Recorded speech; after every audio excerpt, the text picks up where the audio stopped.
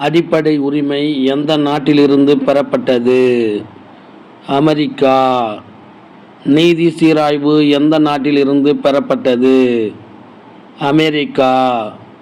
குடியரசுத் தலைவர் மீதான பதவி நீக்க தீர்மானம் எந்த நாட்டிலிருந்து பெறப்பட்டது? அமெரிக்கா. உச்ச நீதிமன்ற உயர் நீதிமன்ற நீதிபதிகள் என்ற கருத்து எந்த நாட்டு அரசியலமைப்பில் இருந்து பெறப்பட்டது? அமெரிக்கா. குடியரசு துணைத் தலைவர் என்ற அம்சம் எந்த நாட்டு அரசியலமைப்பில் இருந்து பெறப்பட்டது? அமெரிக்கா. ஒரு வலுவான மத்திய அரசுடன் கூடிய கூட்டாட்சி என்ற கருத்து எந்த நாட்டிலிருந்து பெறப்பட்டது? கனடா. மத்திய அரசிடம் பொதுப்பட்டியல் என்ற கருத்து எந்த நாட்டிலிருந்து பெறப்பட்டது? கனடா. மத்திய அரசால் மாநில ஆளுநர் நியமனம் என்ற அம்சம் எந்த நாட்டிலிருந்து பெறப்பட்டது? கனடா. உச்ச நீதிமன்றத்தின் அறிவுரை அதிகார வரம்பு எந்த நாட்டிலிருந்து பெறப்பட்டது? கனடா. வணிகம் வர்த்தக சுதந்திரம் என்ற கருத்து எந்த நாட்டிலிருந்து பெறப்பட்டது? ஆஸ்திரேலியா. நாடாளுமன்றத்தின் இரு அவைகளின் கூட்டம் என்ற கருத்து எந்த நாட்டிலிருந்து பெறப்பட்டது? ஆஸ்திரேலியா. அரசின் வழிகாட்டு நெறிமுறைகள் எந்த நாட்டிலிருந்து பெறப்பட்டது? அயர்லாந்து. நெருக்கடி நிலை காலத்தில் அடிப்படை உரிமைகள் பறிப்பு எந்த நாட்டு அரசியலமைப்பிலிருந்து பெறப்பட்டது? ஜெர்மனி வெய்மர் அரசியலமைப்பிலிருந்து பெறப்பட்டது. அடிப்படை கடமைகள் எந்த நாட்டிலிருந்து பெறப்பட்டது? Soviet union. சமூக பொருளாதார அரசியல் நீதியின் மாண்புகள் எந்த நாட்டிலிருந்து பெறப்பட்டது? Soviet union. குடியரசு என்ற அம்சம் எந்த நாட்டிலிருந்து பெறப்பட்டது? பிரான்சு. சுதந்திரம் சமத்துவம் சகோதரத்துவம் என்ற கருத்து எந்த நாட்டிலிருந்து பெறப்பட்டது? பிரான்சு. அரசியலமைப்பு திருத்த முறை எந்த நாட்டிலிருந்து பெறப்பட்டது? பிரிட்டன். மாநிலங்களவை உறுப்பினர்கள் தேர்வு எந்த நாட்டிலிருந்து பெறப்பட்டது? பிரிட்டன். இறுக்கம் நெகிழ்வுத்தன்மை ஆகிய இரண்டும் கொண்ட அரசியலமைப்பு எது? இந்திய அரசியலமைப்பு. எந்த கோட்பாட்டின் அடிப்படையில் 18 வயது நிறைவு அடைந்தோர் வாக்களிக்கும் தகுதி பெறுகிறார்கள்? ஒரு நபர் ஒரு வாக்குரிமை. அரசியலமைப்பில் அடிப்படை உரிமைகளுக்கான பிரிவுகள் இடம்பெற்றுள்ள பகுதி எது? பகுதி 3. தொடக்கத்தில் சொத்துரிமை எந்த சட்டப்பிரிவின் கீழ் வழங்கப்பட்டிருந்தது? சட்டப்பிரிவு 31A. தற்போது சொத்துரிமை எந்த சட்டப்பிரிவின் கீழ் சேர்க்கப்பட்டு உள்ளது? சட்டப்பிரிவு 300A. மக்களவையை கலைக்கும் அதிகாரம் பெற்றவர் யார்? குடியரசுத் தலைவர். எந்த சட்டப்பிரிவின் கீழ் இந்திய ஒன்றியத்தின் நாடாளுமன்றம் குடியரசுத் தலைவர் மற்றும் இரு அவைகளை கொண்டது?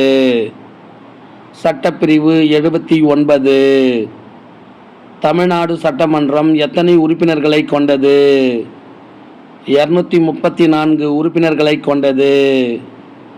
தமிழ்நாடு சட்டமன்றத்தில் எத்தனை உறுப்பினர்கள் பொது தொகுதியில் இருந்து தேர்ந்தெடுக்கப்படுகின்றனர்? 189 உறுப்பினர்கள். தமிழ்நாடு சட்டமன்றத்தில் எத்தனை உறுப்பினர்கள் தனி தொகுதியில் இருந்து தேர்ந்தெடுக்கப்படுகின்றனர்? 45 உறுப்பினர்கள். தமிழ்நாடு சட்டமன்றத்தின் முதல் கூட்டத்தொடர் எப்போது நடைபெற்றது? 3/6/1952. சென்னையை தலைநகராக கொண்டு தனி மாநிலம் அமைக்க வேண்டும் என்று 1952 உண்ணாவிரத போராட்டம் நடத்தியவர் யார்? ஸ்ரீராமலு. மதராஸ் மாகாணத்தை தமிழகம் என பெயர் மாற்றக் கோரி உண்ணாவிரதம் இருந்தவர் யார்? தியாகி சங்கரலிங்கம். தியாகி சங்கரலிங்கம் எத்தனை நாட்கள் உண்ணாவிரதம் இருந்து உயிர் நீத்தார்? 76 நாட்கள். மதராஸ் மாநிலம் எந்த ஆண்டு தமிழ்நாடு என்று பெயர் மாற்றம் செய்யப்பட்டது?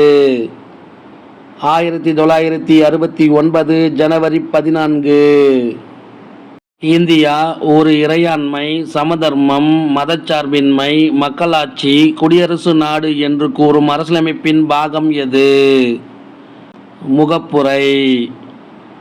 மாநிலங்களவைக்கு மேலவை என்ற பெயர் எப்போது மாநிலங்களவைத் தலைவரால் அறிவிக்கப்பட்டது? 1954 ஆகஸ்ட் 23. அரசின் வழிகாட்டு நெறிமுறைகள் அரசியலமைப்பில் எந்த பகுதியில் அமைந்துள்ளது? பகுதி 4 அமைந்துள்ளது. சட்டப்பிரிவு 36 முதல் சட்டப்பிரிவு 51 வரையிலான சட்டப்பிரிவுகள் எந்த பகுதியில் இடம்பெற்று உள்ளது? பகுதி 4 இடம்பெற்று உள்ளது. மூன்றாம் பாலின நபர்கள் உரிமைக்காக சட்ட முன்வரைவை கொண்டு வந்தவர் யார்? திருச்சி சிவா. மூன்றாம் பாலின நபர்கள் உரிமைக்காக தனிநபர் சட்ட முன்வரைவு மேலவையில் எப்போது கொண்டு வரப்பட்டது? 2015 ஏப்ரல் 24. மூன்றாம் பாலின நபர்கள் உரிமைக்காக தனிநபர் சட்ட முன்வரைவு மக்களவையில் எப்போது கொண்டு வரப்பட்டது? 2016 பிப்ரவரி 26. எந்த அமைச்சரால் மக்களவையில் 2015ஆம் ஆண்டு குடியுரிமைகள் சட்ட வரைவு அறிமுகம் செய்யப்பட்டது? மத்திய உள்துறை துணை அமைச்சர். யாரால் பொது கணக்கு குழு தலைவர் நியமனம் செய்யப்படுகிறார்? மக்களவைத் தலைவரால் நியமனம் செய்யப்படுகிறார்.